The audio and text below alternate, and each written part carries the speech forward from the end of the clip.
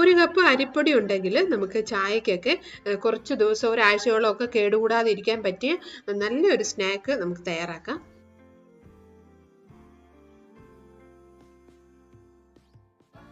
അപ്പോൾ എങ്ങനെ ഉണ്ടാക്കുന്നതെന്ന് നോക്കാം. ഞാൻ എടുത്തിരിക്കുന്നത് 1/2 കിലോ അരിപ്പൊടിയാണ്.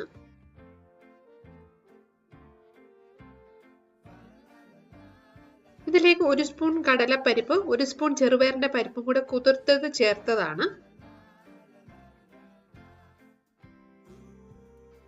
ഇതിന് പകരം നമുക്ക് ഒന്നുകിൽ കപ്പലണ്ടി, വറുത്ത കപ്പലണ്ടി ചേർക്കാം.